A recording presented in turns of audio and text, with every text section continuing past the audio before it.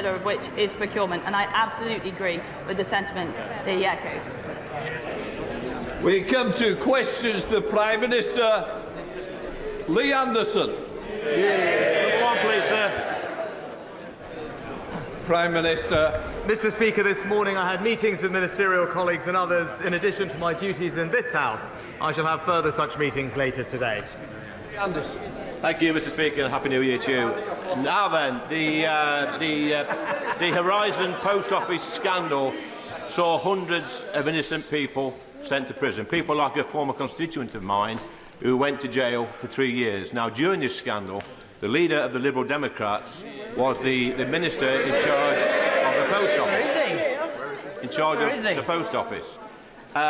This is the same Liberal Democrat leader who, in the past, has called for the resignation of over 30 prominent people in this country who have made mistakes in their job. So does the Prime Minister agree with me that the leader of the Lib Dem should take his own advice and start by clearing his desk, clear his diary and clear off?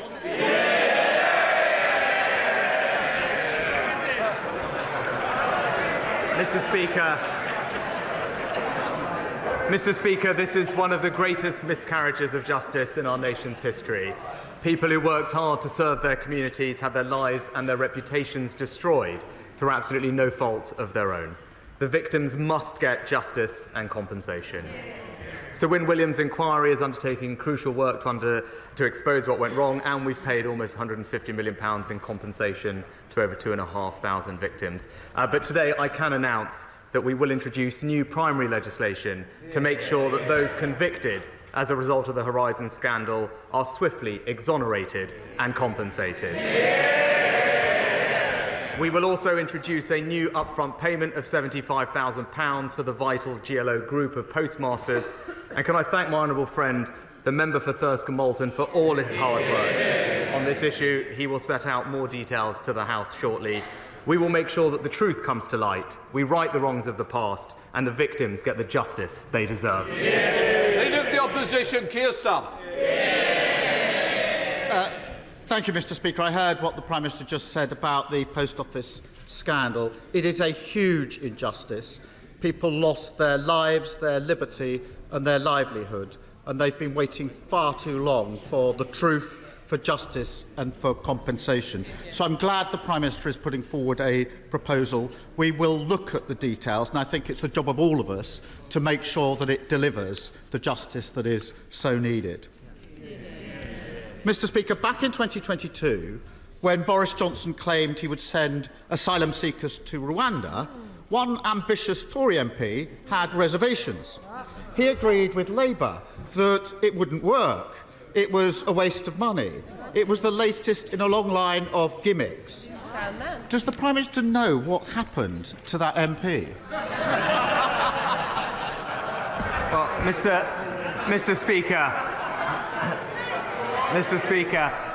Speaker, what that honourable gentleman refers to is a document that he hasn't seen, I haven't seen, and has been reported second-hand in a bunch of media newspapers. But what I can tell him is, I am absolutely clear that you do need to stop the boats, and that's what this government and that MP is going to deliver.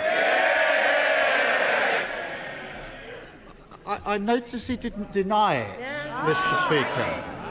I'm not surprised. £400 million of taxpayer money down the drain. No one sent to Rwanda. Small boats still coming. It's hardly a surprise he wanted to scrap the scheme when he was trying to sneak in as Tory leader. But he's been caught red-handed opposing the very thing that he's now made his flagship policy. Which member should we listen to? The one before us today, or the one who used to believe in something?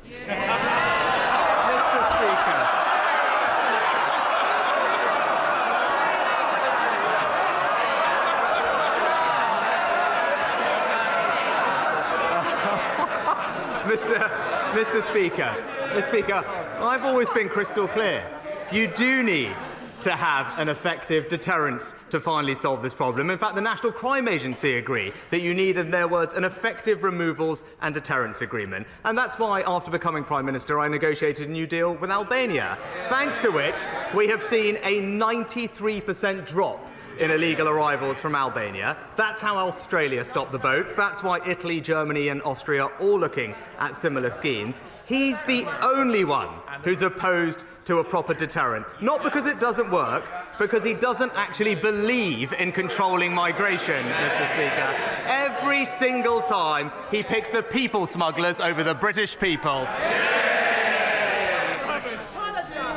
Mr. Speaker, we should smash the gangs, process the claims and end hotel use. That's our plan. And unlike the Prime Minister, I believe in it. But I'm going to hear the questions. I don't want interruptions, please. It's very important. It's a very important topic, and I take it seriously. I hope members also wish to start taking it seriously. Prime Minister. Mr. Speaker, last year he started the year saying he was Mr. Steady. Then at his conference he was Mr. Change. Now he's flipped back to Mr. More of the same. It doesn't matter how many relaunches, flip-flops he does, he'll always be Mr. Nobody. And here's the tragedy of his leadership. He spends the whole time trying to convince people not to believe their own eyes, pretending that debt is falling, that the economy is going gangbusters, the NHS is in great shape. When he finally finds something he was right about, the Rwanda gimmick, he can't even take credit for it. When's he going to stop pretending that up is down, that black is white, admit that whether it's the economy, immigration, the NHS, he has failed? Mr. Speaker, well, let's just go through his checklist. He talks about the backlog, 112,000 decisions made last year, a higher number than in any year in the past 2 decades, Mr. Speaker. He talked about hotels. Well, the first 50 are being closed and there are more to come, Mr. Speaker. He talks about the numbers. Well, they were down by over a third last year, Mr. Speaker, the first time that's happened. And then he talked, Mr. Speaker, he talked about smashing the gangs. Well, if he does care about smashing the gangs, why doesn't he own up to the fact that when it came to the Nationality and Borders Act, he blocked, delayed and voted against the powers in that act, which have allowed us to now arrest hundreds and hundreds of people connected with that illegal trade who have been sentenced to hundreds of years in prison. He opposed that because he chooses the criminal gangs over the British people every time.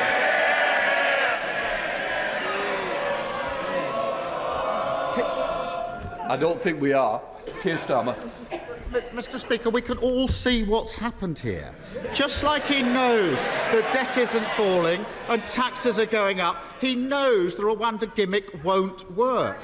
But he can't be honest about it because he's too scared of his own MPs. Doesn't he wish he'd stuck to his guns rather than to allow himself to be taken hostage by his own party? Mr. Speaker, we're debating this because we have taken a stand and we're delivering the toughest migration plan ever to end the legal challenges and actually get flights off the ground. And let's be clear about this. He doesn't have a single practical idea about how to stop the boats. But that's because he doesn't actually care about controlling migration. This is a person who described all immigration law as racist, Mr. Speaker. He thinks limits on economic migration are, in his words, economic vandalism. It didn't even feature once in his 5 missions, and he didn't mention it once in his conference speech. The truth is, he's pro-free movement, he's anti-border control, and he can never be trusted to stop the boats. I think we should smash the gangs. And I spent 5 years of my life doing exactly. This is the party that's lost control of the borders. And whilst he's tending to the Tory party, the country is left without government. A collapse in dentistry, leaving people literally pulling out their own teeth. Flood defences completely exposed. Hundreds of thousands of children still out of school. His government appears blissfully uninterested in what's going on outside the walls of Westminster. Does he realise how ludicrous it looks when he spends his time boasting whilst Britain is breaking? Mr. Speaker, I'm glad he brought up our schools, because there's nothing more important than ensuring our children get a world-class education. And that's why I'm pleased that, in spite of Labour opposing every reform that we made, our children are now the best readers in the Western world, Mr. Speaker. But he's right that attendance is important, and that's why we're investing millions of pounds more to provide support for absent pupils. We launched a national campaign, and just this week we've doubled the number of attendance hubs to support over 1,000 at the most vulnerable schools. But I am surprised to hear him raise that topic, because from longer lockdowns or voting against our minimum service laws, his priority has always been keeping our children out of school, Mr. Speaker. It's always the same with him. There's no plan. It's just peddling one thing to his union friends and another thing to the British people. New year, new nonsense. Every week he stands here and tells the country they should be thanking him, not questioning him. Point out that the view on the ground is very different to that from his private jet, and he says you're talking the country down. He just doesn't get it. He doesn't get what a cost of living crisis feels like. He doesn't know any schools where kids no longer turn up, and he doesn't understand what it's like to wait for a hospital appointment. Doesn't the country deserve so much better than a Prime Minister who simply doesn't get Britain? Mr. Speaker, well, from the last week we had, yet another half-hour speech from the Honourable Gentleman, and what a surprise, yet again, it didn't contain a single new idea. We've had 4 years of him as Labour leader, and it's still all slogan, no plan, Mr. Speaker. Now, just this weekend, Mr. Speaker, we're delivering on our plan to cut people's taxes, Mr. Speaker. He doesn't have a plan. We've got a plan to stop the boats. He doesn't have a plan. And we've got a plan to get people off welfare and into work. He doesn't have a single idea. It's crystal clear, Mr. Speaker. Stick with us to deliver the long-term change that the country needs. Don't go back to square one with him.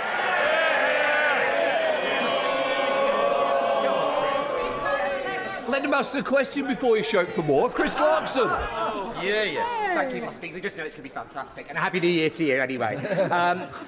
It's almost spring when a young man's fancy turns to tax. In Scotland, the Nationalists have decided to increase taxes on hard-working people. And in Wales, businesses are being clobbered by a 5% increase on rates. Does my right honourable friend agree with me? There's only one party in this chamber that can be trusted to cut taxes for hard-working people across the country, and that's the Conservatives. Well, Mr. Speaker, my honourable friend is absolutely right.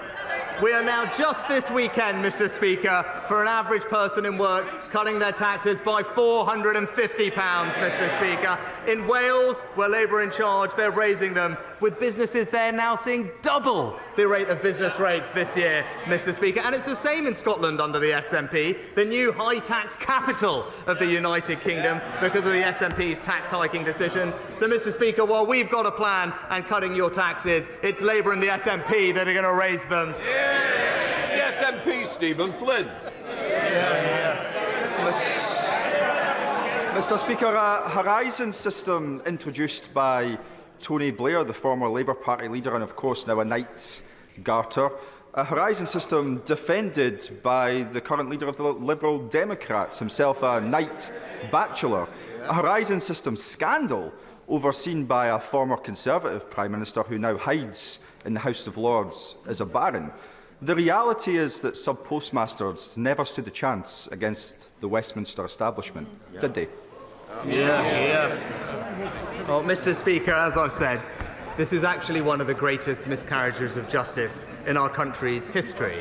And all our thoughts are with those who worked so hard for their communities and have seen their lives and reputations destroyed. And since this scandal, as the Honourable Gentleman pointed out, has actually unfolded over decades, and with multiple people clearly at fault. But since 2019 in the High Court case, this government established a statutory inquiry led by Sir Win Williams to uncover what went wrong, established an independent advisory board, and has established 3 different compensation schemes paying out £150 million to over 2,500 people, with now almost 2/3 having received final compensation. But we must go further and faster, Mr. Speaker, which is why we have made new announcements today.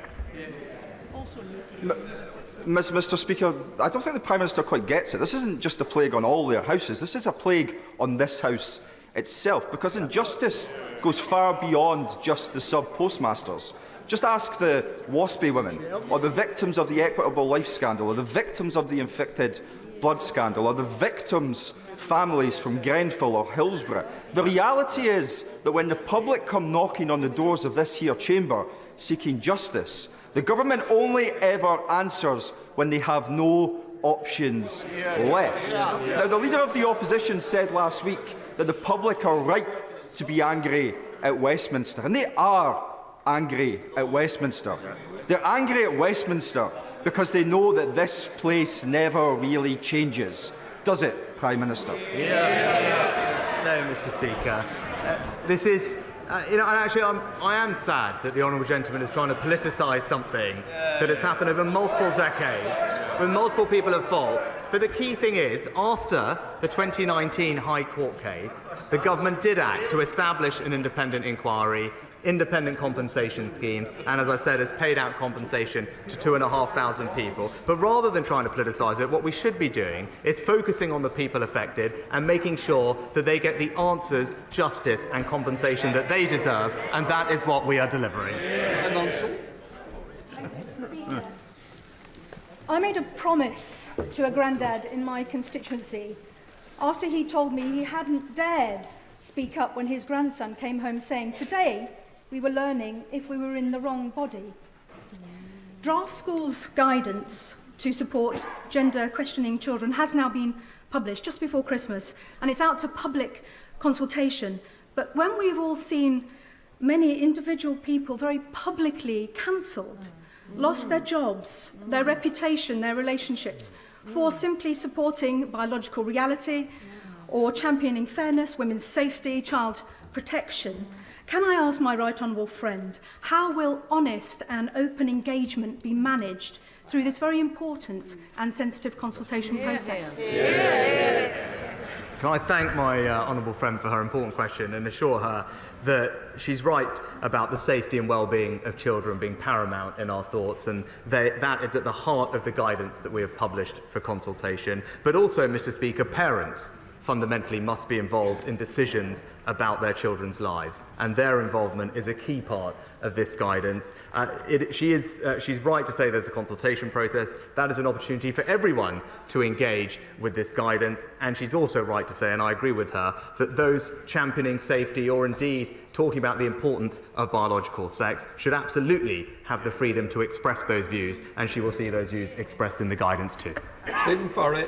Thank you, Mr. Speaker. I want to thank the Prime Minister for the £3.3 billion financial package which is now available to any restored Northern Ireland executive. However, we still need a discussion around the long-term financial framework before the next spending review.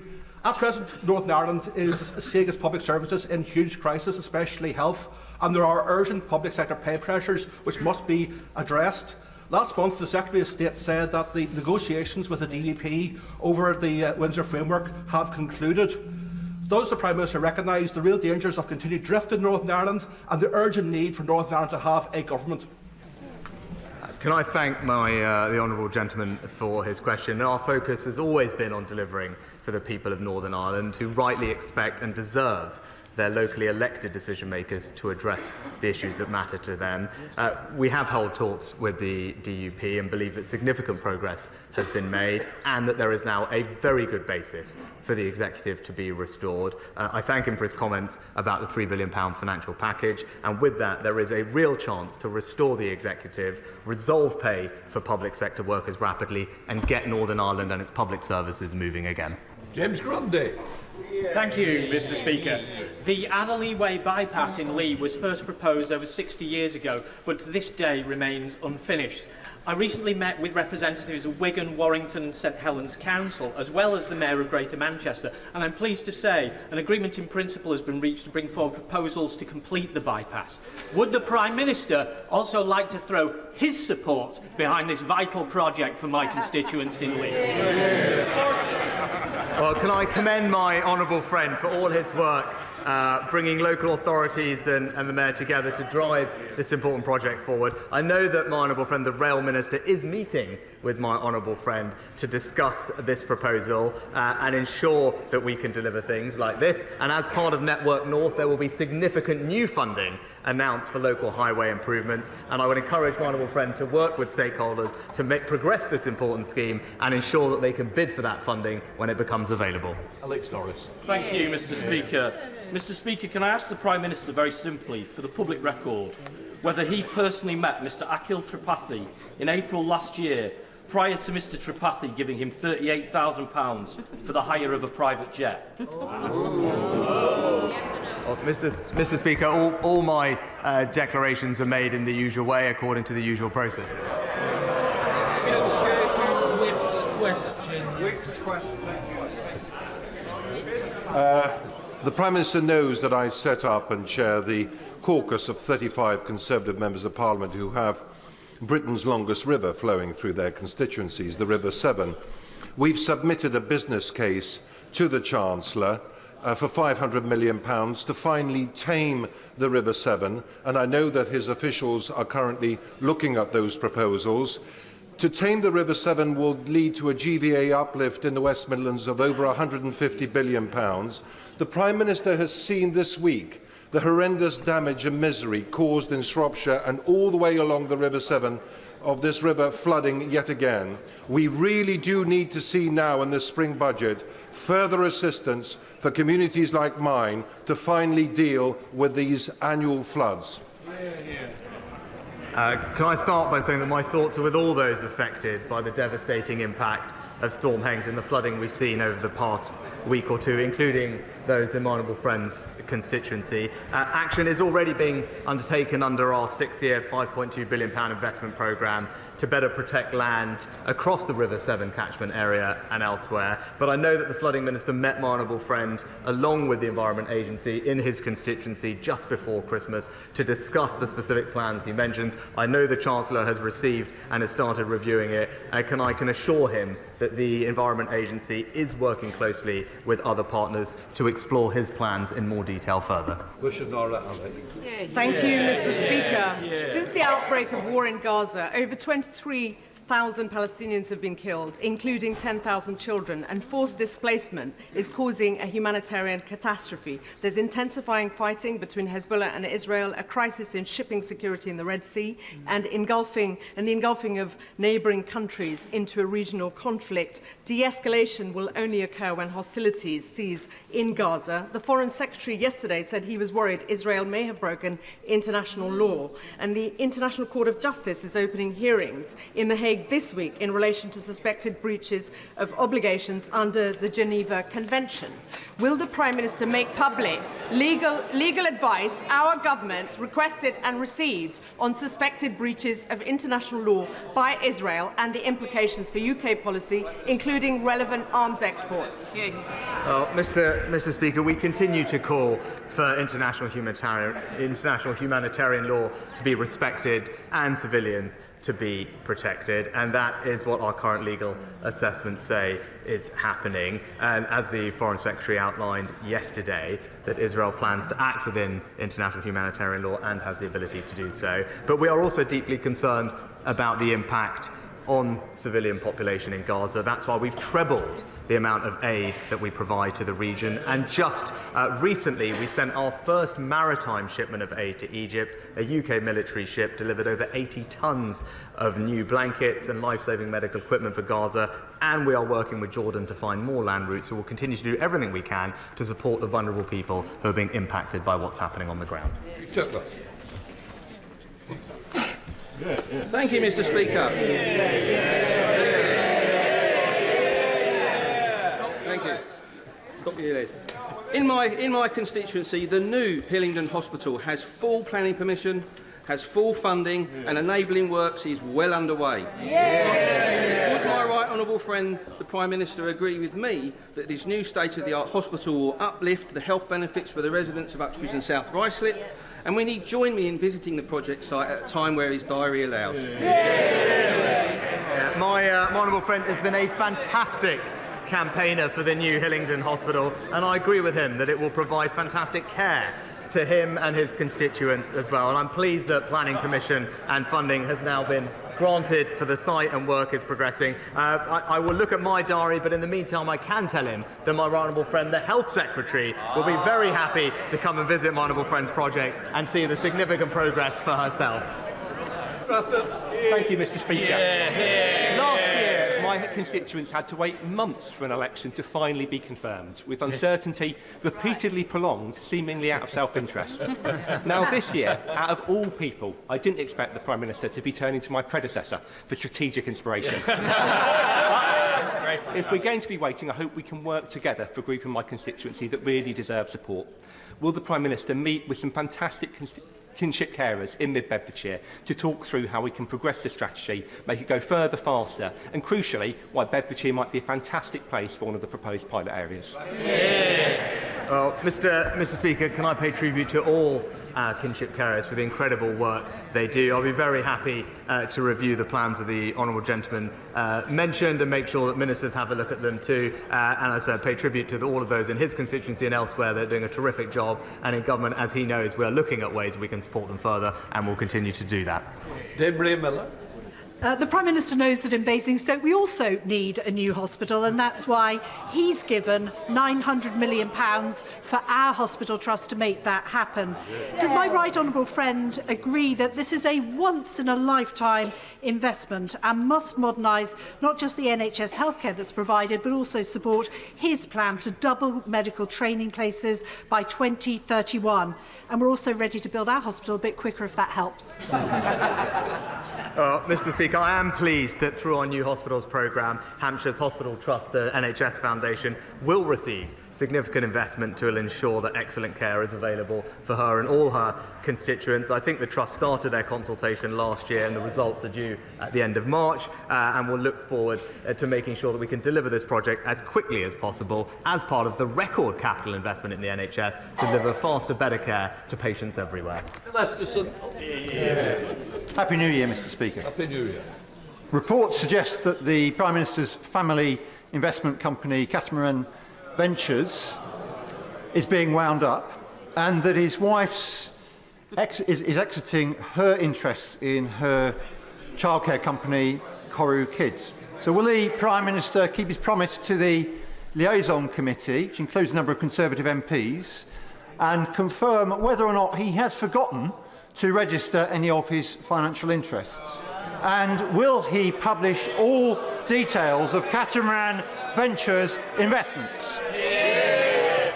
Mr. Speaker, I take very seriously my responsibilities to register and declare all of my relevant interests. All of them have been declared in accordance with the ministerial code, and it is the role of the independent advisor to advise on what is necessary to publish within that list, including in the case of ministers' family members. And when specific questions are asked in things like liaison committee, as I have been in dialogue with the committee, declarations are made on top of that, which I have made, and as I made from the dispatch box, my wife has been an investor in British companies over the past years, but that is now something that she has ceased to do further going forward.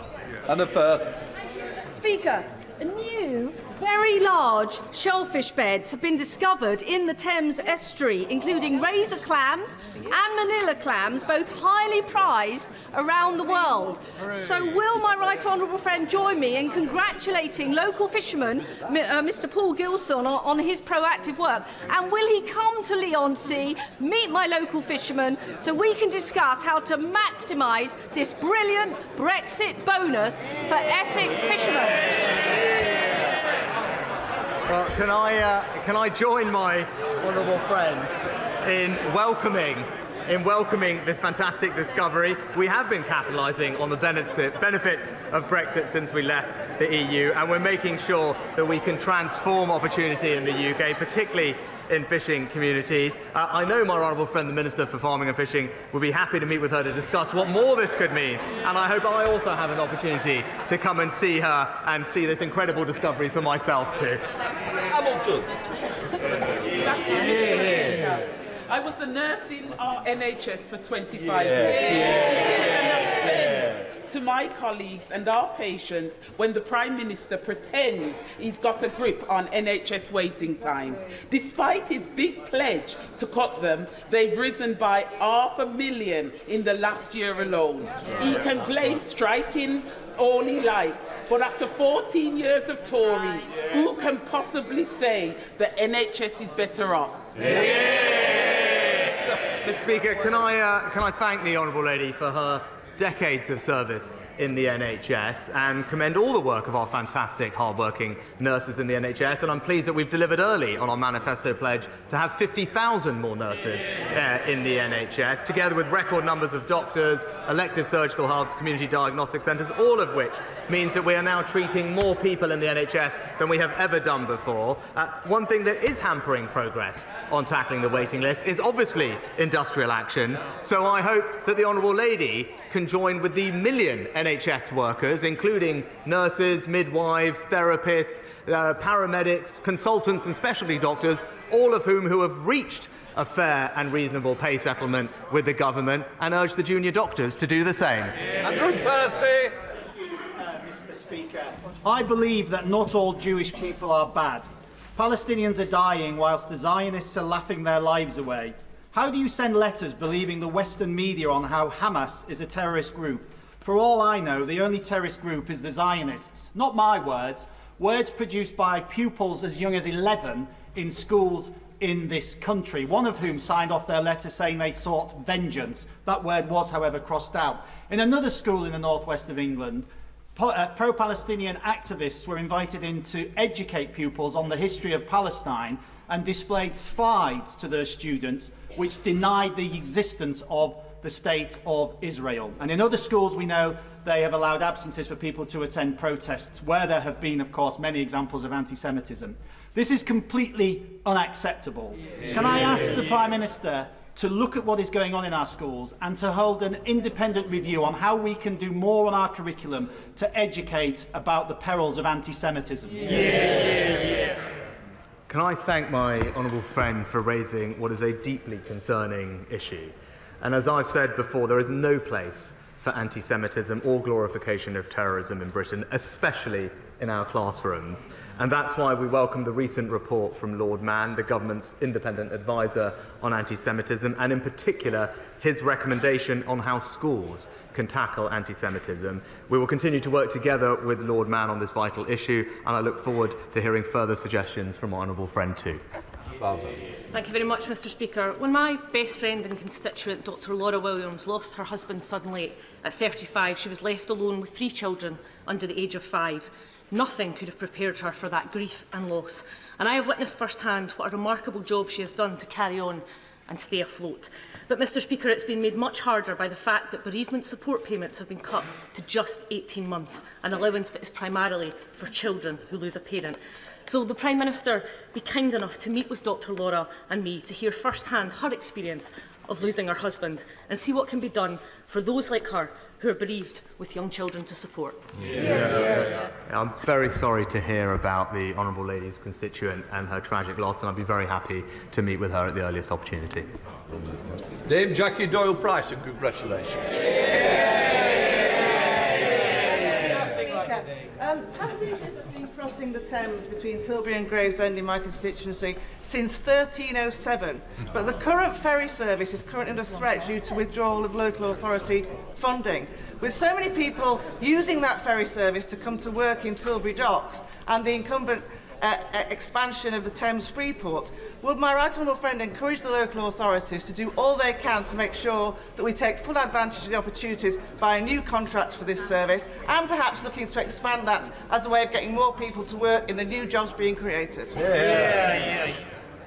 Well, my honourable friend is right to highlight that the Tilbury to Gravesend ferry service does form an important part of the local transport services provided by local authorities. Obviously, those funding decisions are for the councils required, but I would encourage them to consider the importance of cross-river transport as highlighted by my honourable friend in her local community, and do that as part of their upcoming local transport planning. Do you see MacDonald? Thank you, Mr. Speaker. Has the Prime Minister seen the utterly damning new UNICEF report showing child income poverty rose way faster in the UK than in any of the other 39 countries analysed in the decades to 2021? Scrapping the benefits cap, scrapping the two-child limit, rolling out the Scottish Child Payment UK-wide could reverse a decade of utter failure. So why won't he, or indeed the so-called official opposition, commit to these potentially transformative but affordable policies? Well, Mr. Speaker, I would just point out to the honourable gentleman that since 2010, the number of people living in poverty has actually reduced by 1.7 million, Mr. Speaker, including hundreds of thousands of children. But the best way to make sure that children don't grow up in poverty, which no one wants to see, is to make sure that their parents are in work, and then to make sure that they can keep as much of their hard-earned money as possible, which is why I would urge the SNP to think again about their plans to make Scotland the highest taxed part of the United Kingdom for an average worker, Mr. Speaker. Davis. Thank you very much, Mr. Speaker. My constituents know only too well the disaster of living under a Labour regime. Just before Christmas, the Labour Council in Bradford announced that they were bankrupt, and then spent the first 3 hours of the subsequent council meeting debating Gaza and Israel rather than the perilous financial situation they were in. Will the Prime Minister support my campaign and that of my honourable friend for Keithley in getting our constituencies out of Bradford Council control, which is more urgent than ever? And will he make sure that the government deliver a swimming pool in Bingley, which is something that was run down and then closed down as part of the mismanagement of Bradford Council? Mr. Speaker, my honourable friend makes an excellent point. Whether it's local councils in his area, or Nottingham, or indeed Birmingham, we see a track record of Labour mismanagement of finances in local areas. And we all know, as my honourable friend points out, when that happens and when Labour in power, it is working people that pay the price. And that's why you've got to stick to our plan, Mr. Speaker. Number 14, Mr. Speaker.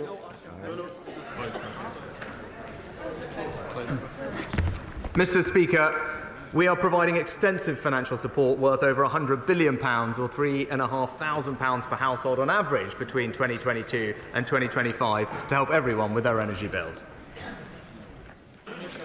Thank you, Mr. Speaker. Last month, Marie Curie told me that terminally ill people who want to die at home have been forced into hospitals to die because they can't afford to heat their homes sufficiently. Will the Prime Minister meet with me, Marie Curie and other organisations, including energy companies, who are fully supportive of a social energy tariff, and try and find a way forward? Well, Mr. Speaker, I will make sure that the Honourable Lady gets the meeting that she needs with the appropriate minister, but we are working very closely with Ofgem to make sure that the most vulnerable households are protected, especially this winter, and crucially developing the Priority Services Register, which vulnerable households, including those who are disabled or facing particular needs, can sign up to for free to receive extra help with their energy supply. But I'll ensure, as I said, the relevant minister meets with Marie Curie and the Honourable Lady. Councillor Fletcher. Speaker, prioritising connecting towns in the north of England is a big part of Network North. So you'll be pleased I've got a suggestion. Direct trains between Preston and Liverpool don't exist because you have to get off because there's buffers at Ormskirk. Now, science and technology in new multimodal battery trains is going to allow that to be an accessible possibility, and then get Midge Hall Station reopened in Leyland. So does my right friend agree with me that that's a great idea and we should crack on with it? Well, Mr. Speaker, Network North will significantly improve connectivity across the north, including £3 billion to connect up all the major towns and cities of the north, and £12 billion to improve connectivity between Manchester and Liverpool. My honourable friend is a fantastic champion for the region, and I know that both her and I think the honourable member for Southport discussed Midge Hall Station recently with the Transport Secretary. I know he's looking at options, but we're keen to use every penny that will be saved from our decision on HS2 to reinvest it back in the north in local communities, and her idea sounds fantastic. No question, Dr. Rosanna Allen Khan. Thank you very much, Mr. Speaker. Every parent's worst nightmare is watching their children starve and suffer. Yet in Gaza, living hell is being realised, with innocent children eating weeds and 1,000 children having lost one or more legs, many of which have to have them amputated without anaesthesia or pain relief. I'm sure the Prime Minister will agree that this is inhumane. So will he please publicly call for unhindered access of food and medicine to reach Gaza, and tell Israel to stop attacking healthcare facilities? Mr. Speaker, as I've said previously, we're deeply concerned about the devastating impact of the fighting in Gaza on the civilian population, particularly, of course, children. Too many people have lost their lives already, and there is a desperate need for increased humanitarian support to Gaza. I've stressed those points repeatedly to Prime Minister Netanyahu, and we are doing our bit to get more aid in. As I said, we've trebled our aid commitment. We've earlier this month sent in the first maritime shipment of aid into Egypt, which will help, and we're working with the United Nations to deliver a new humanitarian land corridor from Jordan into Gaza, because I agree with her, we want to see more aid into Gaza, helping the most vulnerable people, and we should be proud in this House that the United Kingdom is playing a leading role in making that happen. That completes Prime Minister's questions. I'll let the Chamber clear.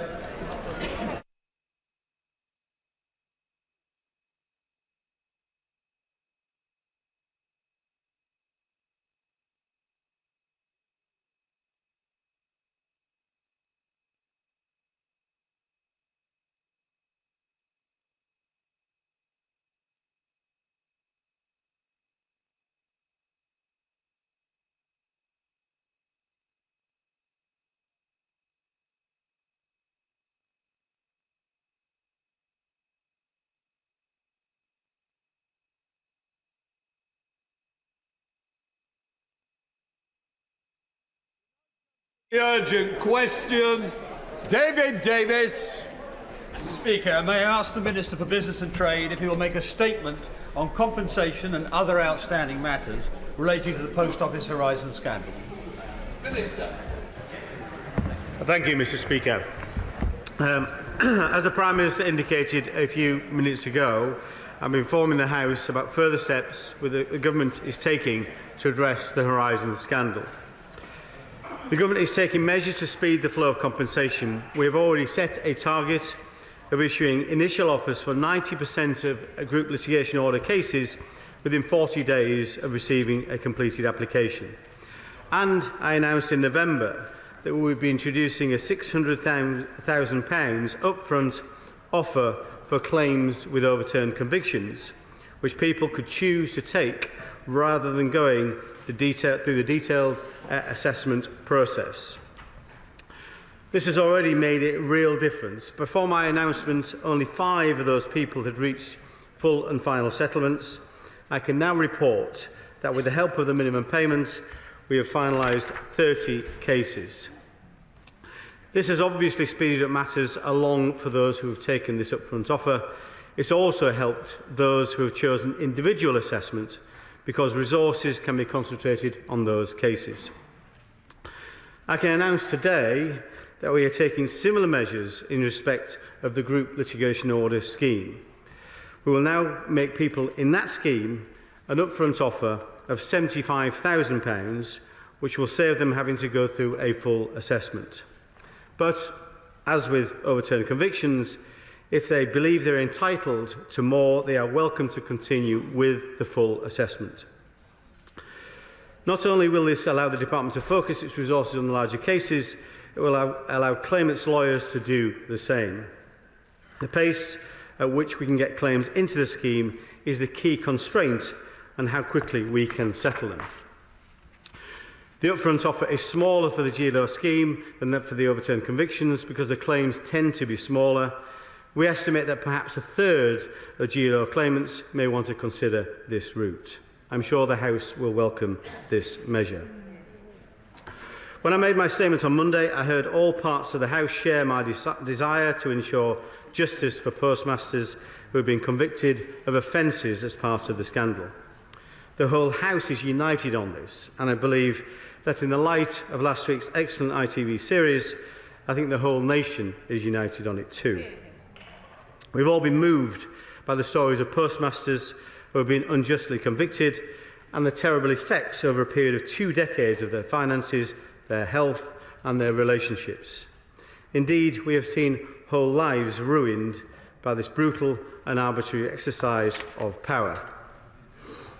Hundreds of convictions remain extant. Some of those convictions will have relied on the evidence of the discredited Horizon system. Others will have been the result of appalling failures of the Post Office's investigation and prosecution functions. The evidence, which is already emerging from Sir Wyn Williams' inquiry, has shown not only incompetence but malevolence in many of their actions. This was evidence which was not available to the courts when they made their decisions on individual cases.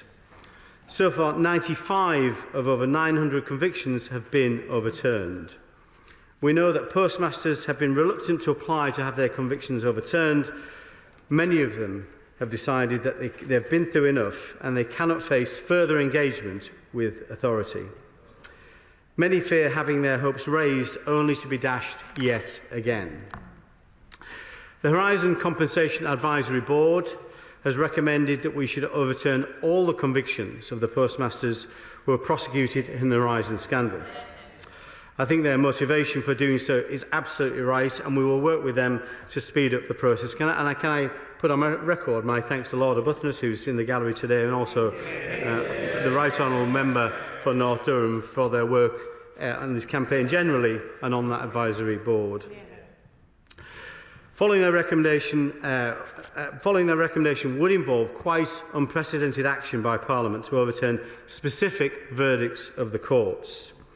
The Government, of course, completely recognises the importance of an independent court system and judiciary. So this recommendation raises important issues of constitutional principle. This is therefore not a decision we can take lightly. It also creates the risks of a different sort of injustice. I'm sure that a great many people were wrongly convicted in this scandal, but I cannot tell the House that all of those prosecuted were indeed innocent, or even that it was 90% or 80 or 70. Without retrying every case, we cannot know. So the risk is that instead of unjust convictions, we shall end up with unjust acquittals, and we just do not know how many. The only way we could tell would be to put all cases through the courts, further dragging out the distress for many innocent people. Order. Can I just say, this is a very important issue. I'm going to allow the Minister to continue, but I'm going to say to the opposition, your time also increases with the others, and to Sir David as well. It is important, too important an issue to curtail it, but I would say to officials, they really ought to be aware that when they do provide speeches, it is for 3 minutes. But I do want you to fulfil this because the issue is far, far too important. Minister. Can I thank you for that, Mr. Speaker, and I apologise for the length of this statement, this urgent response to the urgent question, but it is, as you say, of vital importance. So we have been faced with a dilemma: either accept the present problem of many people carrying the unjustified slur of conviction, or accept that an unknown number of people who have genuinely stolen from their post office will be exonerated and perhaps even compensated. I can therefore announce that we intend to bring forward legislation as soon as we can to overturn the convictions of all those convicted in England or Wales on the basis of post office evidence given during the Horizon scandal. The Government will, in the coming days, consider whether to include the small number of cases that have already been considered by the appeal courts and the convictions upheld. We recognise this is an exceptional step, but these are exceptional circumstances. As the House knows, people with convictions which have been overturned are offered a choice between having their compensation individually assessed or settling on an upfront offer of £600,000. So as far as possible, we want to avoid guilty people walking away with hundreds of thousands of pounds of public money. But we cannot make the provision of compensation subject to a detailed examination of guilt. Because we have concluded that to do so would be unfair to individuals to ask the court to do that again. And we cannot turn this into an administrative exercise. So all we ask is that as part of their claims of compensation, postmasters sign a statement to the effect they did not commit the crimes of which they're accused. Anyone subsequently found to have signed such a statement untruthfully will be putting themselves at risk of prosecution or fraud. I do not pretend to the House that this is a foolproof device, but it is a proportionate one which respects the ordeal with which these people have already suffered. It means that an honest postmaster will have his or her conviction overturned, and just by signing one document can secure compensation.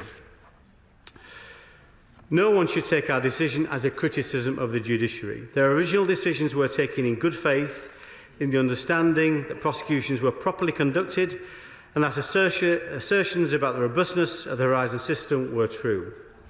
But as I said earlier, these are exceptional circumstances and we need to act quickly and decisively. Time is one thing that we and the convicted postmasters do not have. Our arrangement will apply to all those convicted in England and Wales based on Post Office investigations, including those prosecuted by other bodies who relied on the product of those investigations, the fruit of a poisoned tree. We have plenty more work to do on this solution. We need to prepare the legislation, and I want to discuss our solution with the advisory board. I'm meeting them later this afternoon. Some prosecutions have been undertaken in Scotland and Northern Ireland, where justice is devolved. We are, of course, engaging the Scottish and Northern Irish administrations in respect of wrongful convictions in their jurisdictions. We will do these things as quickly as we can and keep the House informed. The House will have heard that we are well aware of the imperfections of this solution. I'm sure that this will attract some critics. But when they're criticised, of course, I then invite them to say what they would do otherwise. Would they leave many people suffering under the burden of unjust convictions for many years, or perhaps forever, with no access to compensation? Or would they create some administrative process for deciding innocence which is more onerous for the victims? So I very much hope the whole House will stand with the government to deliver rapid justice to convicted postmasters who have been waiting much, much too long. Can I just say, I will extend the time. I think it was so important to get all of this on the record. I do believe you did want to make a statement, but you're overruled. But at least we've certainly got the statement now. David Davis. Sir Mr. Speaker, as the Minister said earlier this week, many of us across the Chamber called for this appalling injustice to be solved in months, not years. And it looks as though the government has responded correctly to that, to that call, ensuring swift justice for those affected. But undoubtedly there are difficult constitutional and legal issues involved in this, as he laid out in detail. Some of the victims I've spoken to say they need an individual exoneration rather than a grand pardon, because they are understandably concerned at being bracketed with a very small number of people who will actually not be innocent. Now, will the Minister give us an undertaking to continue to look into this matter to address these quite proper concerns for the legitimate victims? I would also welcome further elaboration on the issue of compensation. Fujitsu has played a central role in this scandal and is still at the heart of government IT systems. Can the Minister tell the House whether Fujitsu will be required to meet some of the costs of the undoubtedly enormously expensive compensation we're paying out? And finally, will the government accelerate the investigations to convict those who are really guilty of causing this scandal by perverting the course of justice? Minister. Thank you, Mr. Speaker. Can I thank my right honourable friend for his urgent question and for his collaboration with us on these matters. Of course, we look very carefully at the issue of individual exoneration. That we didn't see any way possible to do that without an exhaustive and time-consuming administrative process, which would add further burdens, so the burdens people have already suffered during this process. The other issue is getting people to come forward, again, which has been one of the major issues in getting people to appeal their convictions. So we saw this very much as the lesser of two evils in terms of the solution we have adopted. But nevertheless, we are very keen to discuss mitigations and safeguards with other members of the House. I set out one in my remarks earlier on, and one of the requirements to sign a statement of innocence. But I'm very keen to work with him to look at other mechanisms we can use to make sure that these people who do get their convictions overturned in access compensation are actually innocent of the charges. He raises the point about Fujitsu, a very important point. Has been raised many times.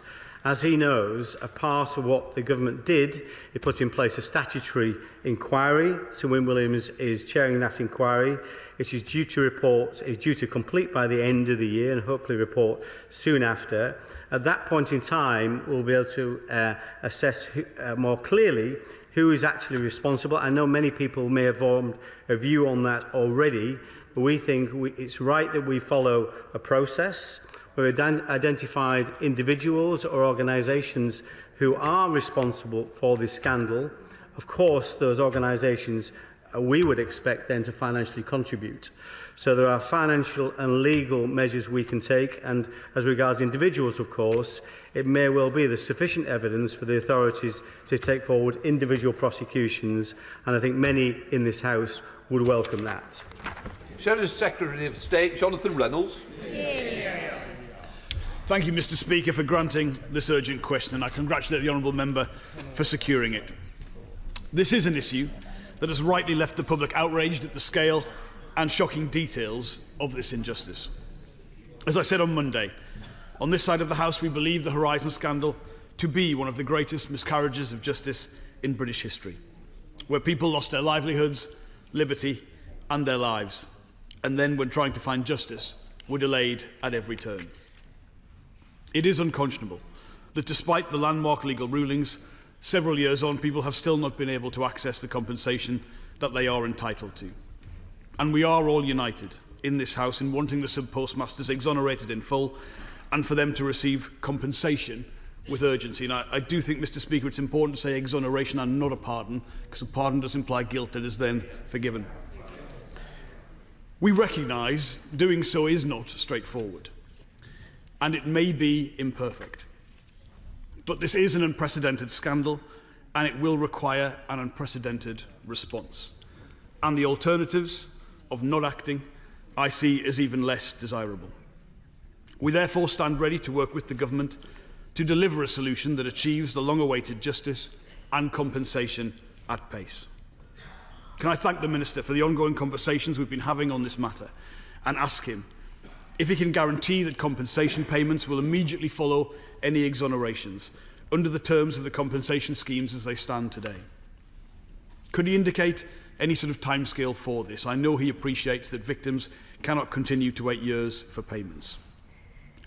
Given what he has said about the implications of a blanket exoneration, we will need to consider what safeguards might be necessary as best as is possible to ensure public money does not flow into the pockets of those who are not entitled to it. And he mentioned the potential of a statement that people may be asked to sign, and I wonder if he could say if that will be drawn up in close consistency and work with the advisory committee. Crucially, we discussed on Monday the cases that have now been identified from the pre-Horizon pilot scheme, but which are identical to those coming out of Horizon. Will these cases be covered by any proposal the government brings forward? Because any plan that does not cover all convictions will rightly not command the full support of this House. Mr. Speaker, as the sub-postmasters have repeatedly said, and it must surely be they who get the credit for these extraordinary measures, what matters now is getting compensation to people swiftly. And this whole House is united in its determination to deliver the justice, truth and compensation that has been denied and delayed time and time again. Minister. Mr. Speaker, can I thank him for his response to my earlier remarks, and I appreciate his offer to work with us and to stand with us to deliver the compensation and the overturning of convictions. The first step will be, of course, legislation, and again, this is something we're very happy to work with him on. The legislation may take some weeks to deliver, but the sooner the better, and that will be a matter for the House, of both Houses, of course, in terms of the introduction and passing of that legislation. But our intention is to get on with that very, very quickly, of course. From that, it should be the case. There was a simple process, a statement that needs to be signed, as he refers to and I referred to earlier, and of course we'll work with the advisory board to make sure that statement is an appropriate one. Following a signing of that statement, if people choose the detailed assessment route, that is a more complex route, of course, because it's not just financial loss. You're looking at that. You're looking at personal impacts as well, health impacts, for example, or impacts on other livelihoods and consequential losses. But if people choose the fixed sum award route, £600,000, that's a process that can happen very, very quickly.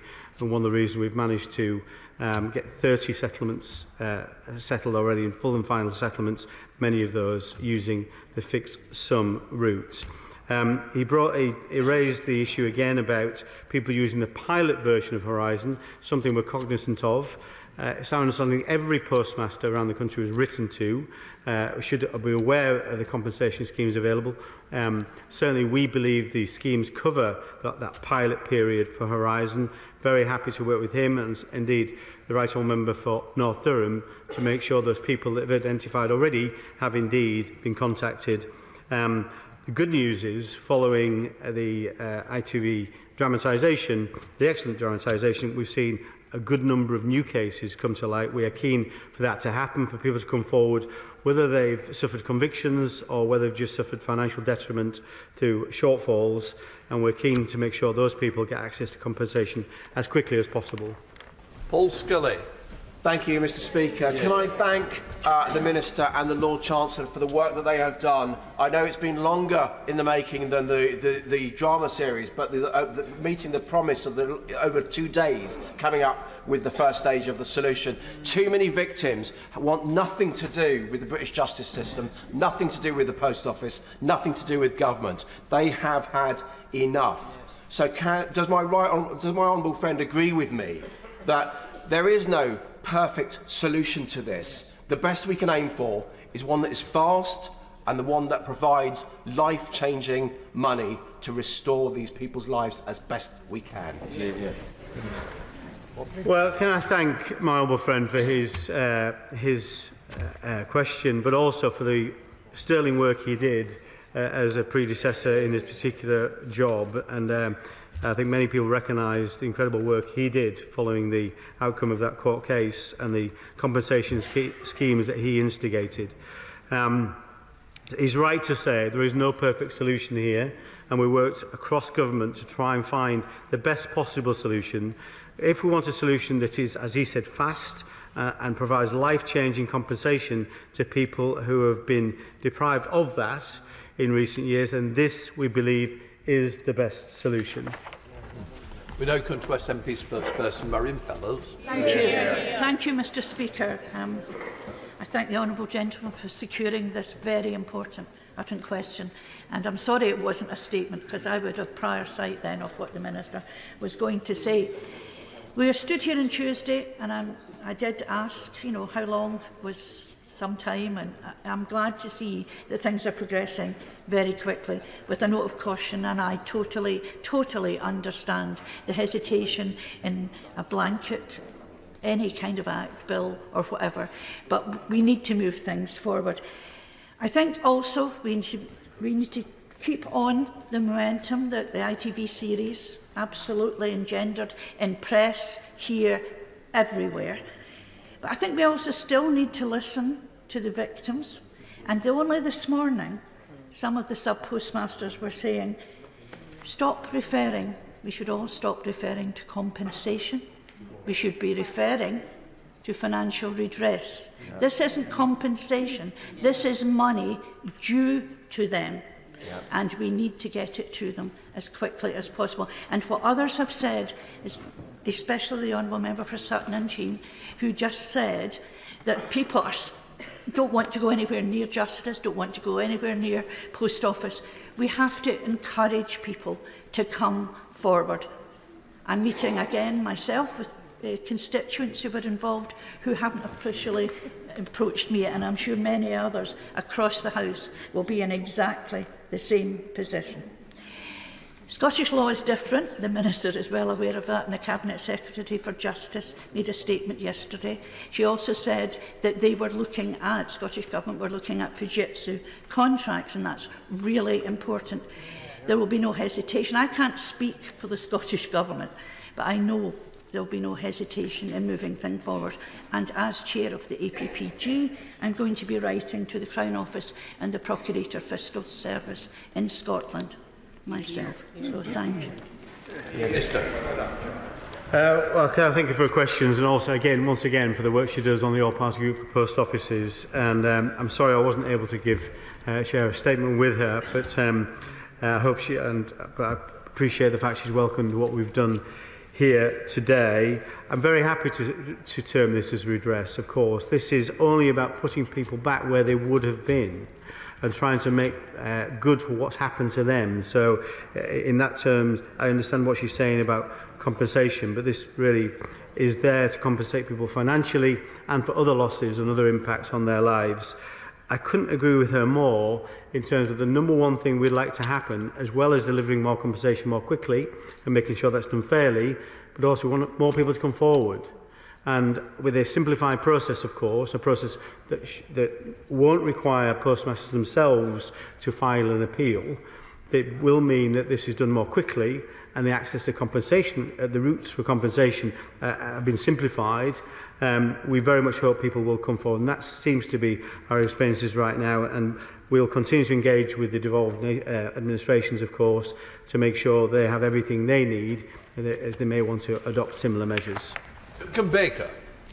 I welcome this legislation coming forward, and I thank the Minister for the amount of work he's done on this at such great speed. We are still, I think, at a midway point in the journey. There are still criminal prosecutions to come next. One question that has never been answered is just how much money was taken unlawfully from thousands of innocent men and women. The Post Office took that money. We have never known that figure, and even the most basic accountant knows that it will run into hundreds of millions of pounds. So could the Minister find out from the Post Office, force them to publish just the grand scale of how much money they stole from people? Minister. Well, can I thank him for once again contributing to these important debates we have in this House on this particular matter, and he brings first-hand experience with this, of course, as probably the only postmaster that's currently serving in this House. It's quite right to say this. The money was taken. Somebody must have noticed that money. You would think the finance departments would have noticed that money. You would think auditors might have noticed that money, because it appeared clearly in some kind of suspense account and presumably was transferred out of that at some point. I will endeavour to find out the number. I don't have a number. One thing we do know, having said that, is prior to Horizon being implemented, installed within the Post Office network, there were around 5 convictions, prosecutions a year. That suddenly jumped to about 60 per year. So we know this is very significant proportions. And I think the fact there are around 3,500 postmasters in the various compensation schemes illustrates the scale of this problem. So, but I'll endeavour to find a number for him. Evan Jones. Can I thank the Right Honourable Member for Price and Howden for asking for this UQ. I know the Minister wanted to make a statement but was overruled by number 10, so the Prime Minister got the glory of announcing this. But the serious point here, Mr Speaker, if we hadn't got this UQ, there'd be no debate on this today, which I think is a disgrace. Absolutely. He knows that the Advisory Board has been grappling with Gordian knot for quite a few months now, and that's why we wrote our letter before Christmas to the Justice Secretary. He's right, this is going to be messy whichever way we do it, but it needs to be done because we've still got people out there with those convictions that need overturning. Can I just say to him that I think I welcome the advisory board's discussion later on this afternoon and obviously in the next few weeks and how legislation takes place. But can I urge him to, and I know he will, to engage with all other political parties in this House, because I think if we can get all party support for this proposal, it makes it a lot stronger. And can I also say that the point raised by my honourable friend for Staley Bridge and Hyde is important about the pre-Horizon schemes. And can I just check in terms of compensation, which I do welcome, by the way, is changes in compensation. That will speed things up for some victims. But in terms of those that have their convictions overturned who have died, will their estates be able to access the compensation? Yeah. Minister. Yeah. Well, once again, thank the Right Honourable Member for North Durham for all his work across this campaign for many years, but also his work on the advisory board, which is an essential part of the resolution we're seeking to find. Of course, I'll continue to work cross-party as we have done all the way through this, from the backbenches as I was, and now and the front benches, of course. And I appreciate the support and engagement we've had with all political parties in this area, both front benches and back benches. Yes, we're cognizant of the pre-Horizon pilot scheme, and we're keen to make sure, we'll keep working to make sure those people are included in compensation as well. And yes, if people have sadly passed away, and there's over 60 have passed away waiting for compensation, waiting for justice, those people, the compensation amounts go to their estates and therefore to their families, and that's an assurance I can give him, of course. Dame Priti Patel. Speaker, the Minister has announced that approximately 1/3 of the individuals involved in the group litigation, the 555, will benefit from the upfront payment of £75,000. Can he outline what other support will there be for those in that group litigation that suffered losses way in excess of that £75,000? And in particular, how will the government assess not just the financial losses but the reputational damage that they suffered, the health impacts and, quite frankly, the family breakdowns that many of them endured as well? And how will this work in practice? Because I think, as the Minister has outlined already, time is pressing. This is very difficult. There's no one-size-fits-all to this. But actually, individuals need to feel that recompense sooner rather than later, and feel that justice from this institutional state failure is going to actually act in their favour. Well, can I thank her also for a question and the number of times she's raised this particular issue and set out how her thoughts on this, which would prove very useful. The 30% of people we think will choose the fixed sum award route for the group litigation order scheme, the £75,000 route. Clearly, that's an estimate based on some. At least we have some evidence from the other scheme how effective that is. If people choose not to go down that route, they can go down the full assessment route. So if people believe their losses are in excess of that, they can go down the full assessment route. We're trying to make that as rapid as possible. It's a process of alternative dispute resolution, so potentially things can happen very quickly. If that can't be agreed, then it goes through an independent panel for assessment. So there's independence as part of every single different process. People who go down that route as well, of course, can get interim payments so that they're not in financial hardship if that's needed. So we are keen to make sure, A, that people get a fair amount, but it's also seen to be fair, and that independence as part of the process is an essential part of the process. Christine Jardine. Thank you very much, Mr. Speaker. I'd like to thank the Right Honourable Member for securing this urgent question, but also thank the Minister for the swiftness with which he has acted, and particularly his recognition of the need to talk to the devolved administrations and recognition of the fact that the situation in Scotland is slightly different, as the Post Office was not able to prosecute there. It was done through the official Crown services. So with that in mind, and the need that he has already expressed to encourage people to come forward, because in Scotland it's very much more difficult to gauge how many people were affected. Encourage people to come forward. But it's not just enough for us to say, please come forward, that there will be some proactive campaign almost to encourage people to come forward and reassure them that they will not face the same sort of delays that victims of Hillsborough and the infected blood scandal have faced, and that this will be acted upon swiftly for them. Minister. Yeah, thank her for her remarks. Just a case in point, although they were prosecuted under different authorities in Scotland and Northern Ireland, the cases were prepared generally by the Post Office themselves. So I don't think we've got any greater confidence about the status of those convictions than we have in the rest of the UK. So we're very keen to engage with the Scottish administration on what we are doing, and hopefully there will be a consistent scheme across the UK.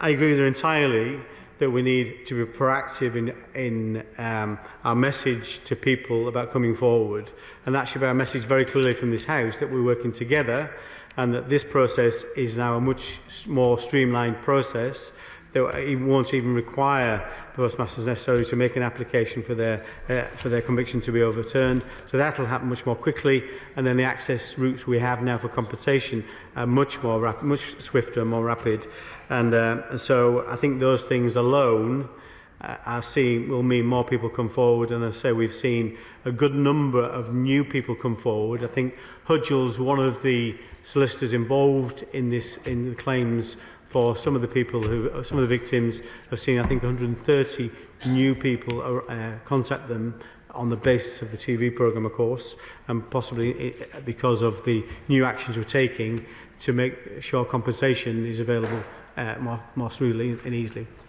Sir Robert Neal. Thank you, Mr. Speaker. The Minister and all of us in this House will recognise the desire to get the swiftest possible redress for the victims of this appalling injustice. But will the Minister also accept that to legislate to overturn convictions which were imposed by our independent courts is constitutionally quite exceptional?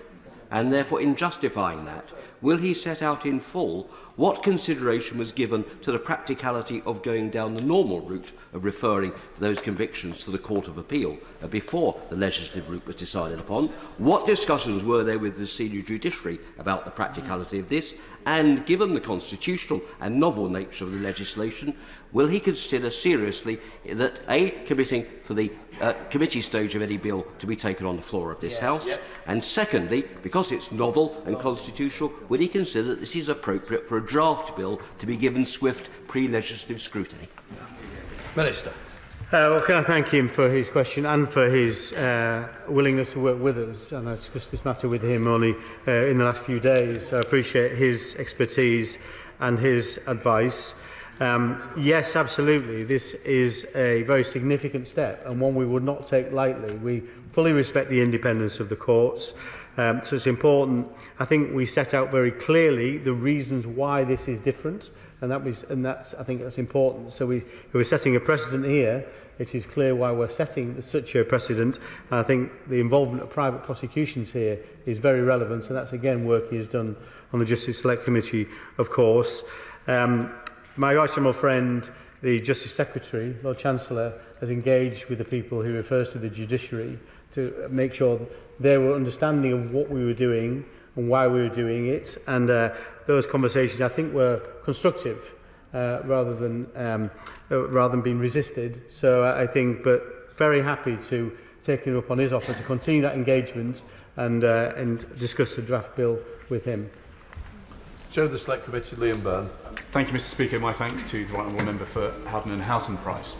I'm very much looking forward to cross-examining the Minister when he comes before the Business and Trade Committee next Tuesday, when we'll be hearing evidence from Mr. Bates and his colleagues, and we will be putting questions to Fujitsu too. Can I push him on the point I made on Monday night, which is that 3 years after the landmark case, 85% of the convictions have not been overturned. Only 4% of the cases have resulted in a full and final settlement. And we've heard evidence from victims this week already that even when settlements have been made, the cash has not yet been handed over. So can I ask the Minister again, what is his target? What's his goal, approximate or otherwise? When will those wrongfully prosecuted have their full and final settlements delivered on in cash? Minister. Well, I'm very much looking forward to appearing before his Select Committee, and I have some challenging questions for me which I would welcome. Just to be clear, 64% of all those affected by this scandal have been compensated, full and final compensation.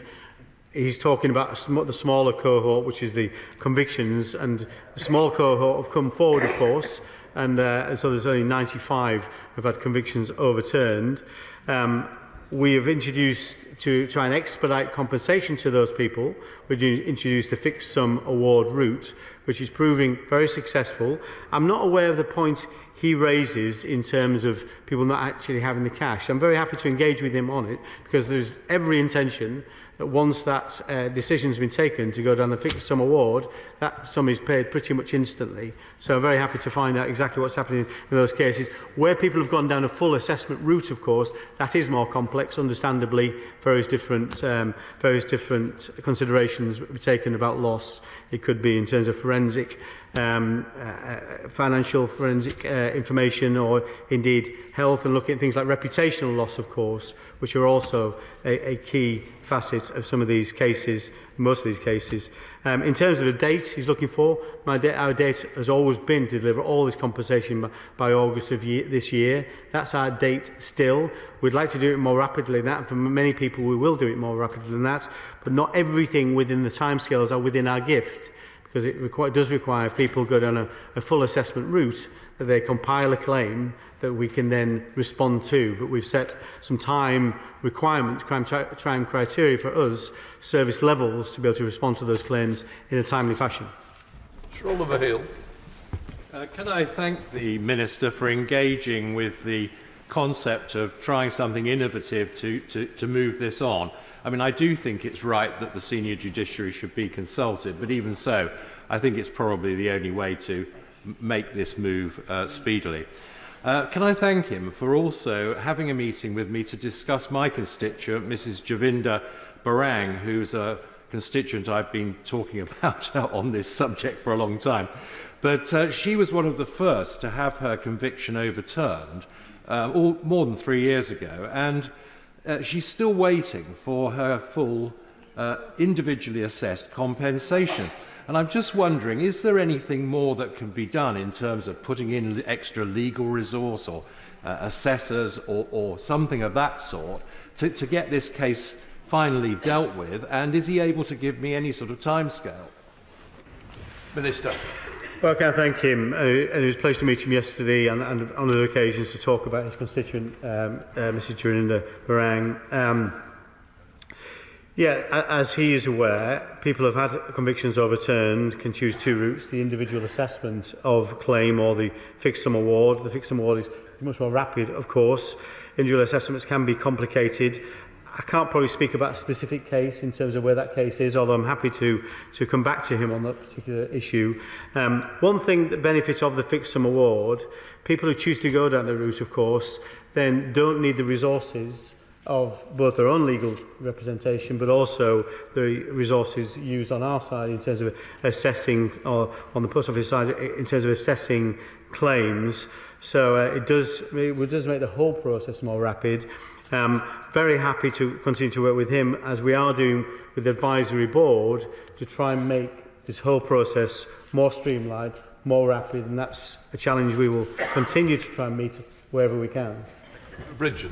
Thank you, Mr. Speaker. I welcome the announcement that all convictions of sub-postmasters based on the flawed Horizon evidence will be overturned. But could I ask the Minister why, when the material facts of these cases have not changed, many of them have been known for over a decade, why does he think it's taken the airing of a TV docudrama and the public outcry associated with it to force this government, and indeed this whole House, to do belatedly the right thing for innocent victims of a huge miscarriage of justice? What does it say about our democracy and about our judicial system? And can you think of any other issues which perhaps could benefit from the same level of scrutiny by the media?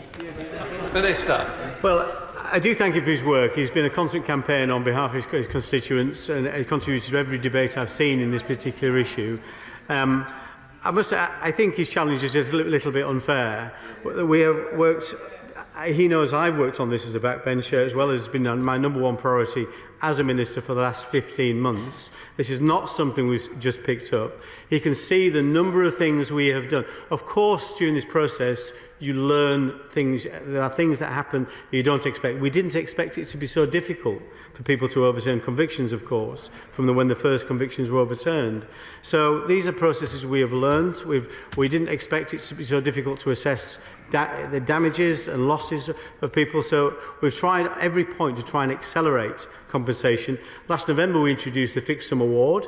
That's way before the TV series, of course, and indeed we dealt with things like tax treatments before then, and we started to look at different ways to overturn convictions way before the TV series was aired. So it's not the case that this TV series, excellent though it was, has resulted in these different changes. It's fair to say, I think the whole House and the whole country was shocked by what it's seen on the television. So it has made it easier to push certain things forward more quickly. But I think we would have arrived at this position anyway. But I'm glad we're here today, moving this forward at the pace we're moving it forward at now. Sir Robert. Thank you, Mr. Speaker. I warmly welcome the statement by the Prime Minister and by my honourable friend today, and I join in my thanks to him for his hard work and indeed the work of other ministers, the member for Sutton and Cheam, in pursuing this injustice and dealing with it. The key thing to remember here, Mr. Speaker, is that the number of people that just refuse to come forward means that this House, this Parliament, has an obligation to act. In doing so, is it not the case that in existing appeals, the matter can be dealt with by the Court of Appeal in terms of quashing any convictions pursuant to an Act of Parliament, but that the key challenge lies in all those people who aren't before the court system? And will he work with me and others to make sure that the system that he's envisaging, I think he's talking about statutory declarations, that presumably might be under Section 5 of the Perjury Act, can we get that right in order to avoid further disincentives for innocent people to clear their name, and, in the words of judges up and down the country, to walk from court without a stain on their character? Minister. Well, can I thank him for his work and his advice over recent days? And I think one of the things he said about this particular issue when we're trying to resolve this, there's no perfect solution we can come to here. So there's going to be compromises. And we are very, very keen to reach out to the people that he identifies who haven't entered the system because they are deterred by the processes they would have to go through to access compensation. So absolutely, very keen to continue to work with him on all the different measures we'll put in place, and we need to put in place over the next few weeks to make sure we get this right and right first time. Sir George Howard.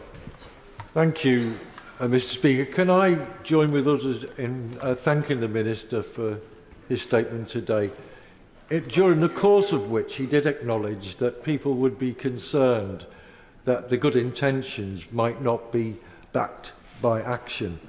In order to counter that, will he consider publishing some target dates by which both legal and administrative matters ought to be concluded, so people might get some reassurance that it's not going to drag on like previous scandals, Hillsborough and contaminated blood, for a very long time? Minister.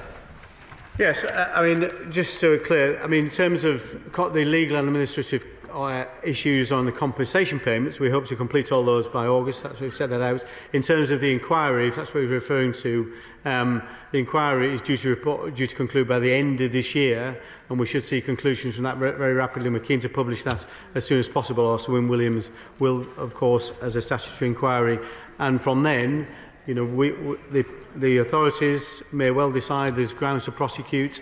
We certainly are taking a keen interest in who else might pick up the cost of this compensation, which is currently being borne by the taxpayer, and that's significant cost. And we're keen, where we can identify others responsible, they pay for their wrongdoing. Mark Francois. Thank you, sir. Can I commend the Minister, the Justice Secretary and those who've advised them for having to exercise the judgment of Solomon on this, but nonetheless coming up with a practical and, importantly, rapid solution.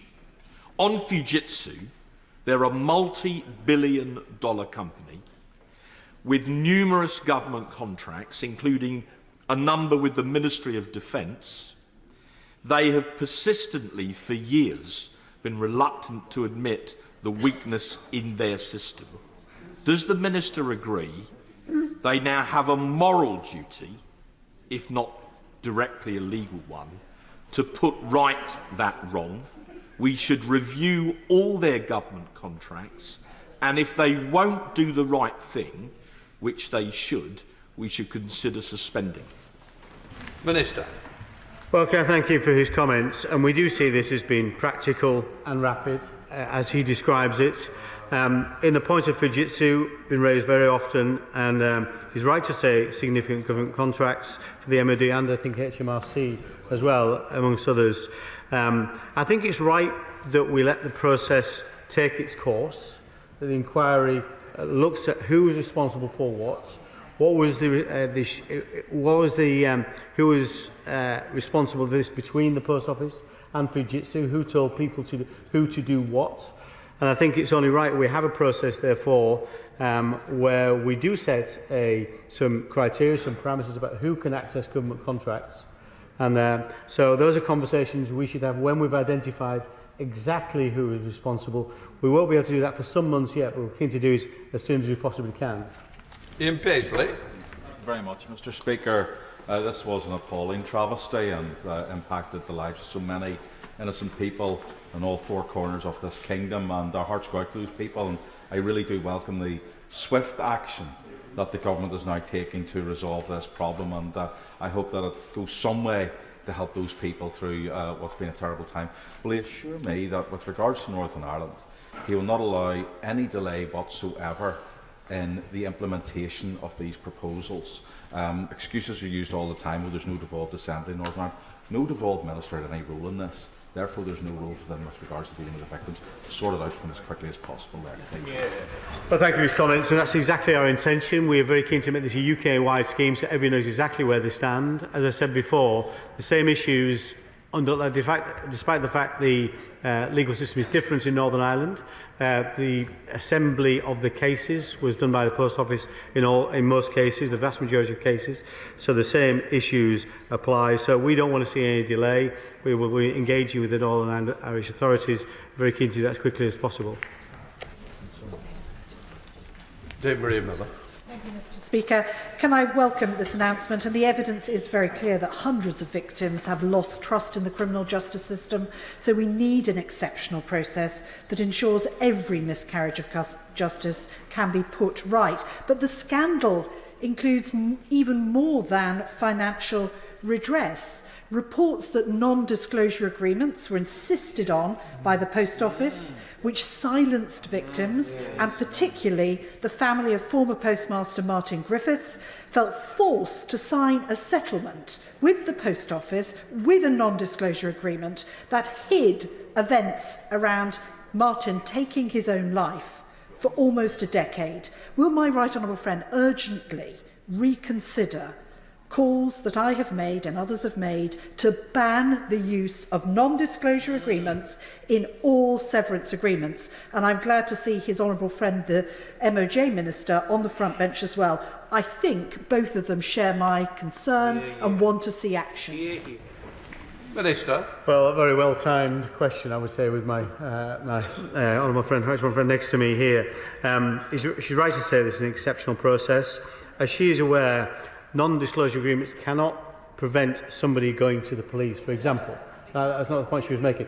But I understand the point she makes, and I think how she wants to ensure that people are not used for that purpose or for other purposes, including things like sexual harassment and bullying, of course. So she's running a fantastic campaign, and we've heard exactly what she's got to say, and we'll continue to work with her in those terms. Carl Turner. Thank you, Mr. Speaker, and thank you for granting the right honourable gentleman's urgent question. Can I thank the Minister for the heavy lifting that he's had to do in the 15 months that he's held the post as Minister in this.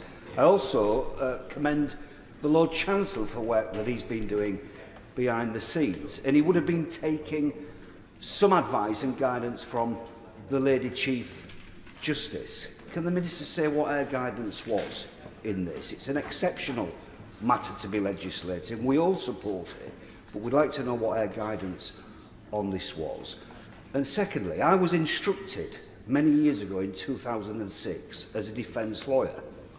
Seems to me that we can never, ever again get ourselves into a situation by an organisation like the Post Office bringing private prosecutions, being the complainants, the criminal investigator, and indeed the prosecutors. Will he make a statement about when the government intend to prevent the Post Office from ever prosecuting any matter ever again? Minister. Okay, I thank him for his work. I'm aware of his involvement in his, on behalf of his constituents in this area. And yes, I also put on record my thanks to my friend, the Lord Chancellor, who clearly is diaried to deal with these issues on a number of occasions, and indeed the Prime Minister as well. Those conversations took place with the Lord Chief Justice. I'm not at liberty to say, reveal what I wasn't at the meeting anyway, but I think we don't tend to publish legal advice. But as he knows, there's quite a few lawyers in these two houses, and they're not necessarily all agree with have the same position in terms of legal opinion, of course. So I'm no doubt legal opinions will be made clear. But we know this is exceptional, but it's an exceptional situation, so we have done the exceptional in this case. In terms of private prosecutions, that definitely, if we want to say this must never happen again, private prosecutions played a part in this. He's right to say that. I'm sure he asked for statements. I'm sure my right friend, the Lord Chancellor, at some point will do that. He's expressed an interest in this and some concerns around private prosecutions in the UK, as has the Justice Select Committee. So I think it's something I'm sure the Lord Chancellor will come back to the House with at some point. George Freeman. Mr. Speaker, could I start by thanking the Minister and the Lord Chancellor and Prime Minister for gripping this as quickly as they have, and put on record that I know for a fact that the current Minister is a former backbencher, the member for Thirsk, and indeed the member for Cheltenham, were advocates as backbenchers on this before they were in office, and I pay tribute to my former colleague, the Minister for Sutton and Cheam, who gripped it following his election in 2015 and his role as Minister. I was never Minister for the Post Office, Mr. Speaker, but I remember as a Minister in the department being asked to cover for an absent Minister, and when refusing to just read out the speech but ask for a proper day of briefings from officials and asked to meet Paula Venables, I was told she'd refused to meet me without her lawyer. And I want to highlight that this saga raises some very important issues about scrutiny, accountability, responsibility in our public office and in public administration. Difficult questions that this House must tackle. So I want to ask, Mr. Speaker, firstly, if the Prime Minister, Deputy Prime Minister, Lord Chancellor, Cabinet Office could look at the wider lessons from this appalling scandal about the failures of accountability, scrutability in our system of government, and this House's responsibility ultimately to the people of this country to make sure that government serves the people, not the other way around. And my specific question is on the point raised by my honourable friend, the member from North Norfolk. How much money do we think was stolen off the postmasters, and could he look at some sort of corporate fraud action to get this money back? It was money that was taken off us, taken off them, and we should get it back from the company that took it. Minister. Well, I can thank him for his remarks and his question. I'm pleased to say that Paula Venables has handed back her CB. I think it was absolutely the right thing to do. I think as part of the inquiry, of course, at some point we will identify who is responsible, both individuals and organisations. Clearly, in terms of corporate fraud, the beneficiary here, to some extent, was the Post Office itself. The Post Office has had to be funded by the government to make these payments, of course. So it's difficult to see how we would get money back at the Post Office to do that. But certainly other organisations, such as Fujitsu, then that's something that obviously I've talked about previously, and something we'll look at once the inquiry has concluded. I think in terms of scrutiny, I think many ministers will probably ask themselves questions based on what's happened over this, and officials indeed, that it's our job. It's our job to ask the key questions at the right time and not necessarily take the first answer we are given, to push back and make sure that we are getting to the bottom of an issue. There were failures here, there's no question about it. I'm not going to identify who failed, but I think lots of people will be asking themselves those serious questions.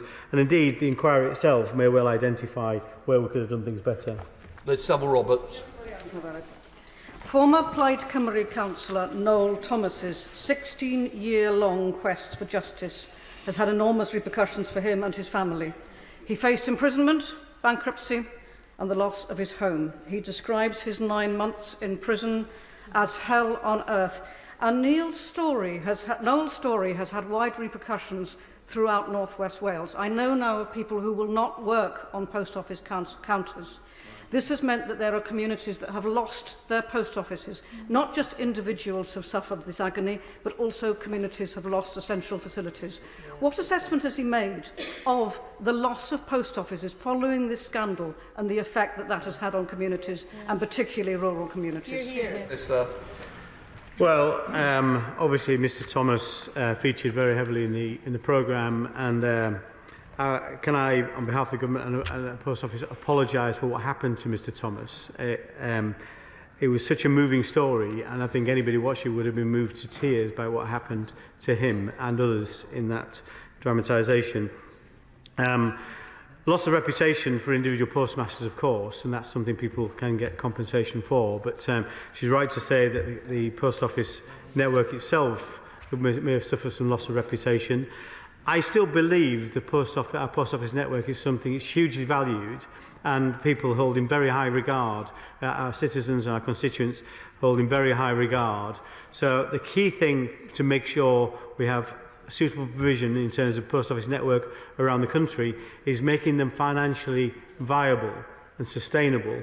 We're working very hard on that, for example, or encouraging the Post Office to take a firmer line in negotiations, for example, with the banks in terms of the banking framework, which is a significant revenue opportunity already for the network, and things like parcel hubs. We do see a bright future for the network, but I think it's absolutely vital that we draw a line under this particular scandal. Before that, we can secure that future.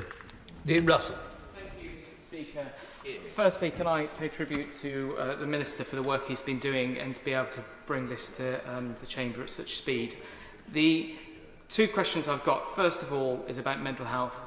The victims, and they were victims of this awful Horizon Post Office scandal, have been traumatised. You know, we've heard the awful stories of individuals who've sadly taken their lives through suicide, and I'm sure many others likely came close to that. I wanted to check that to make sure that the compensation schemes are taking into account the distress and the mental health pressures that they will have undergone over many, many years, including today. The second question I've got is looking to the future and how we stop this happening again. I'm very conscious that there's a big rise in artificial intelligence and the use of that within technology. It's possible to go back to the Horizon system and see where these, in some cases, malicious instances took place. But with artificial intelligence, it's going to get much harder to do that. So I wonder if the Minister could give me assurances that there are checks going to be made in any government systems, especially that use artificial intelligence, to ensure that humans aren't unjustly blamed for artificial intelligence errors that could lead to a similar Horizon scandal in the future. Minister. Well, can I thank him for his question? And I know in his time as one of my predecessors, and I thank him for the job he did. That was all too short, his tenure, and he did a great job while he was there. And I know it's something he raised whilst looking after this particular part of the brief. It's something we're discussing with the advisory board in support in terms of mental health to individuals and potentially to families.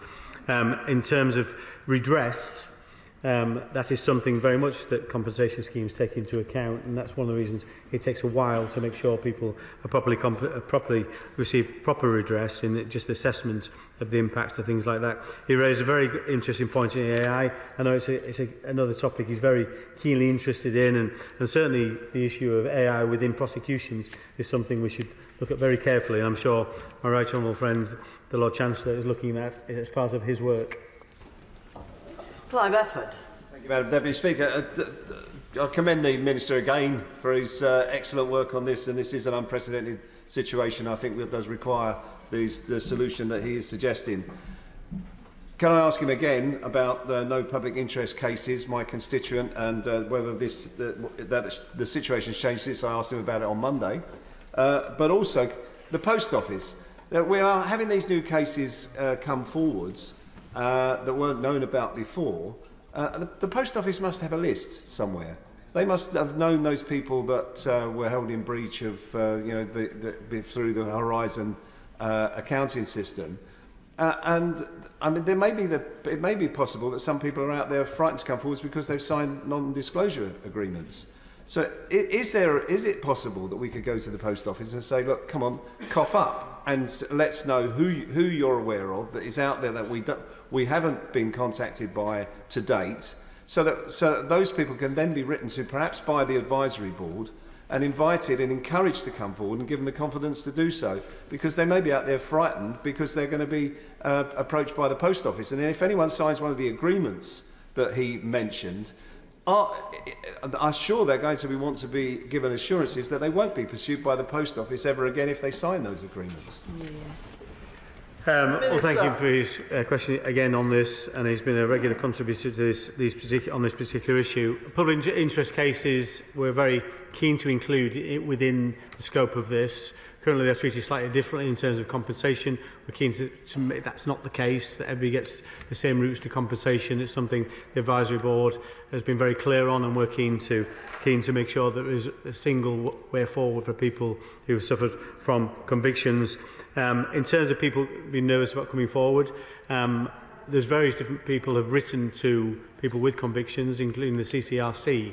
So it's we're keen to make sure that there's people, anybody who's out there who might have suffered as a result of this scandal, is communicated with properly from someone who they trust.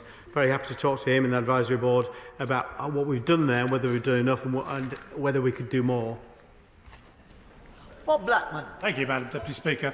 Hundreds of individuals have been wrongfully convicted of crimes that they didn't commit. I commend my honourable friend for the work that he's done on this, and he mentioned during his statement the malevolence that took place during these prosecutions.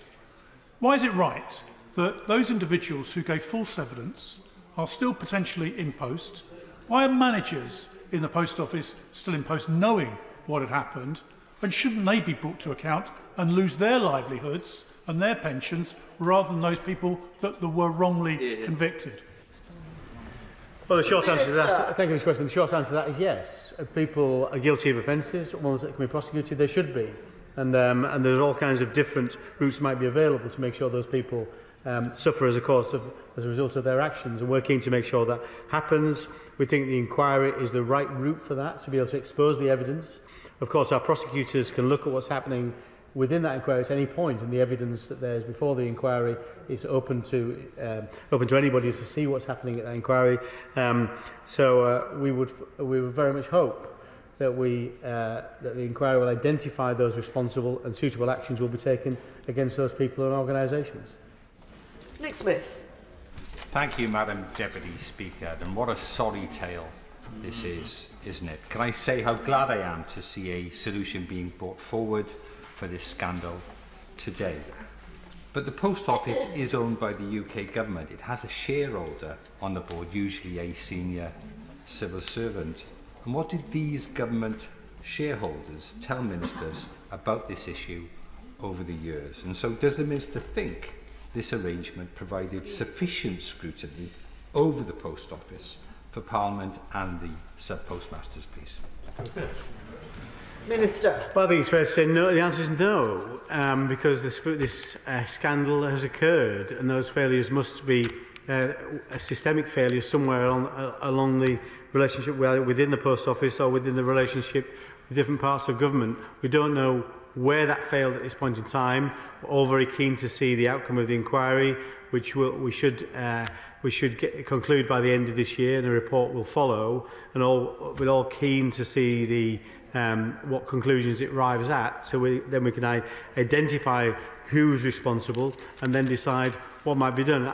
It's fair to say my Department of Business and Trade, has learned the lessons itself from what's happened, and I think there's a much better oversight and a governance relationship between the Department now and the Post Office where it is now. But for many people, of course, that is too late. But it's not too late to find the answers that he's looking for. David Jones. Thank you, Madam Deputy Speaker. The entire House will welcome today's announcement. The Government has made exactly the correct decision in terms of the balance of mischief.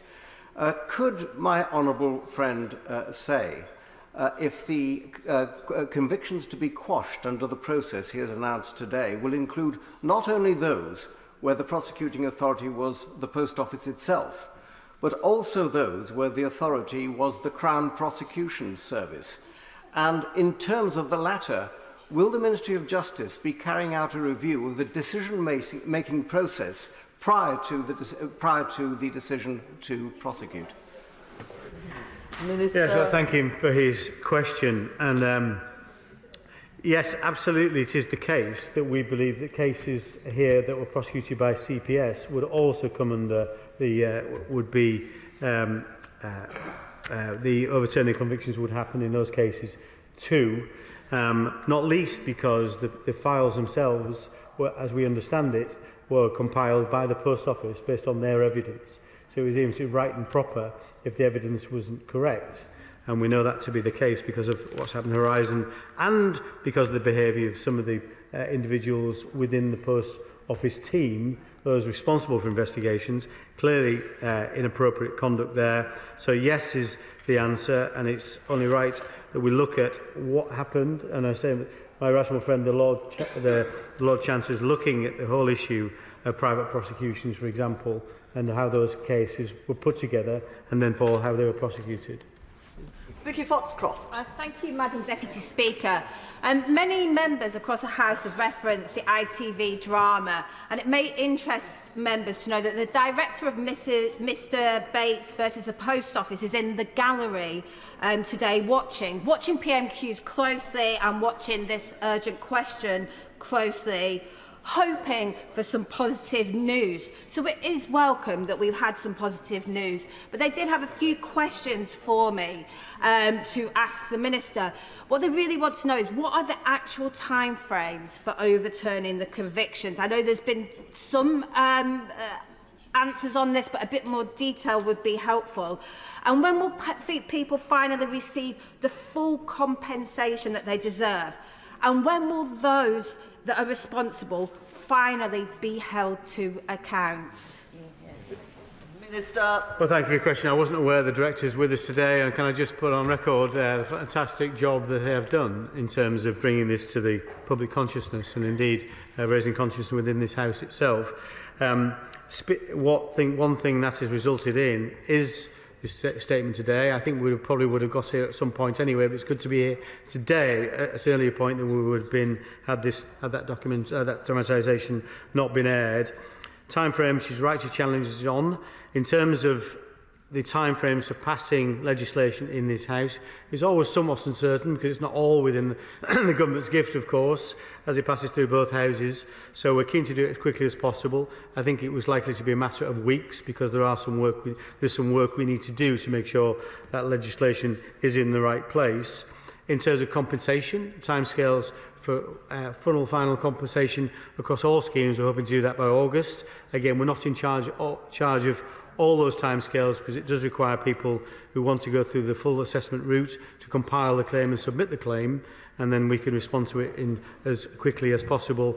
And in terms of the answers she's looking for, which we all want to see, the inquiry is due to conclude by the end of the year, and we would expect a report shortly after, which should give us those answers. Robin Miller. Thank you, Madam Deputy Speaker. I'm grateful to the Prime Minister for his announcement, and I welcome this statement from the Minister. I know a lot of work has gone into this, but the energy and attention he is bringing to it is very well received, I think, across the House. This is the right thing to do, but notwithstanding the remarks of the Right Honourable Member of Bromley and Chislehurst, but it occurs to me that evidence, important information, has emerged in evidence during the process of prosecutions so far, and I think the Minister, if I understood his statement correctly, referred to malevolence behaviours through this. So will he ensure that in whatever process unfolds before us, there will be a mechanism by which information that would be useful for consideration in further action would be gathered and collated, given that people will not necessarily have the mechanism of a court case and a legal testing of their situation? Minister. Well, thank you for his question. I'm very keen to engage with him to make sure we get what he needs in terms of, yes, malevolence, I think is the right word in this aspect, and it's important we learn the lessons from that, and both in terms of things like private prosecutions, but also the wider inquiry, and that's something we're very keen to do. But of course, I'm happy to engage with him to make sure anything he thinks we need, any lessons we need to learn. This is not just a lessons learned exercise. We want to hold people to account, but there are also lessons we can learn. Very important that we learn them, and I'm very happy to talk to him about what he thinks we should do in addition to what we set out already. Joanna Cherry. Thank you, Madam Deputy Speaker. No one, particularly nobody in public life, should get away with perjury or perverting the course of justice or attempting to do so or conspiring to do so. So I'm very glad to hear the Minister say today, as he did in response to me earlier this week, that the question of further prosecutions arising out of this scandal should be very carefully looked at. But on the question of financial redress, does he agree with me that it's very important that the victims, those who've been convicted, should get legal advice?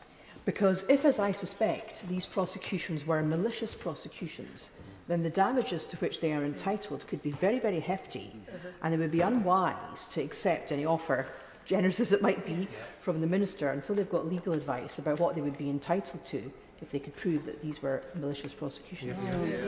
Minister. Yeah, well, thank you again for her remarks. And yes, I would like to see prosecutions flow from this, and then the inquiry will help with that, of course, and there'll be other investigations ongoing from prosecution authorities. Legal advice is hugely important, and the schemes we are running in compensation do provide legal advice to individuals who are thinking of taking off, and that should be very carefully considered, of course, before people choose a certain one route or another. We're trying to make sure the choice is as easy as possible, and when people have made that choice, the compensation is delivered as quickly as possible. Virginia Crosby. Thank you, Madam Deputy Speaker. Noel Thomas, one of my Unnasmore constituents, was a former sub-postmaster who was wrongly convicted. His conviction of false accounting in 2006 was overturned by the Court of Appeal in 2021. How is my right honourable friend ensuring that sub-postmasters across the UK, like Noel Thomas, are heard, supported, recompensed, recognised and, most importantly, exonerated? And would the Minister meet with my constituent, Noel Thomas, should he wish to do so? Minister. Well, I'd be delighted to meet with him, and I thought a key part of the Mr Bates versus the Post Office, that dramatisation, that excellent dramatisation, and also the real story that sits behind that as well, which people can watch, again features Mr Thomas. I'd be delighted to meet with him. I thought his story was incredibly moving, and anybody who saw it would be moved by it. So, yes, of course, I will meet with him. I'm keen to make sure he gets the apology he deserves, but also the redress that he deserves. So I'm sure that's something we can discuss when we meet. But and we're keen to make sure that the compensation schemes work as effectively as possible to make sure Mr Thomas gets that kind of compensation he needs and is able to move on with his life. Barbara Keeley. Thank you, Madam Deputy Speaker. Well, following the excellent ITV drama, and I do congratulate the makers of that drama, there is a clear belief expressed by my constituents that sub-postmasters and mistresses must have their names cleared and be fully compensated. But there's also a view that those responsible for this appalling miscarriage of justice should be held to account, and I think that's what we need to see unfolding in the next months. One of my constituents said, "The whole affair has made me ashamed of the Post Office hierarchy, the government and the UK legal system." So what is the Minister and the Government going to do to restore public trust? And can he expand on the timescale of action being taken to ensure justice and the fullest redress is actually given to all those affected?